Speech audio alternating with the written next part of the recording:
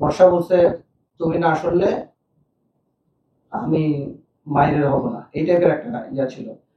বর্ষা যেহেতু চাইছে যে জুবায়ের চলে যাক, সে আর কোনো হেল্প করে নাই, বলছে যে তখন ওইখানেই জুবায়ের পড়ে গেছে। স্যার তো একটা কথা ক্লিয়ার করছে, বর্ষা প্ল্যান করছে এবং জুবায়ের যখন মারা যায় তখন বর্ষা উপস্থিত ছিল সেখানে। মানে শেষ কথা আমরা যেটা পাইছি তদন্তে, বর্ষাকে জুবায়ের বলছে যে আমাকে বাঁচাও। এখন পর্যন্ত তদন্তে যতটুকু পাইছে, বর্ষা বলছে তুমি না আসলে আমি মাইনের হব না, এই টাইপের একটা ইয়া ছিল। আর আমাদের তদন্তে যেটা উঠে আসছে, দোতলা থেকে সে বাঁচার জন্যই মূলত, বাসা তো 5 তলায়, 3 তলায় বসার, 3 তলায় সিঁড়ি গোড়া ছিল এবং সে পুরা নিচের ইয়েটা দেখছে যে হত্যাকাণ্ড যে হয়েছে। বর্ষা নিজে কনফার্ম হয়েছে, কনফার্ম হওয়ার পরে জুবায়ের দোতলায় বেল ছিল, কলিং বেল বাজানে দরজায় ধাক্কা দিছে। দরজাতে ধাক্কা যখন দিচ্ছে তার রক্ত দরজা দিয়ে গড়ায় এখানে নিচে পড়ছে।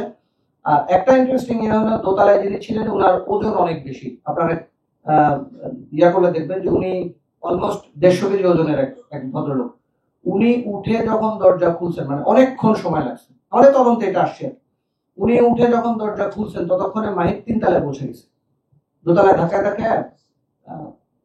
3 তলায় পৌঁছানোর পরে সে ইয়াকে পাইছে, বর্ষাকে পাইছে। ওইখানে সে বর্ষাকে বলছেন আমাকে বাঁচাও। বর্ষা যেহেতু চাইছে যে জুবায়ের চলে যাক, সে আর কোনো হেল্প করে নাই, বলছে যে তখন ওইখানেই জুবায়ের পড়ে গেছে। এইটুক তদন্ত আসছে, আমাদের এর বাইরে কিছু না জানে। মানে স্বাভাবিকভাবেই বাঁচার জন্য সে তো দৌড় দিচ্ছে, এটাই স্বাভাবিক, এটাই স্বাভাবিক। আচ্ছা, আমরা মনে হয় শেষ করি।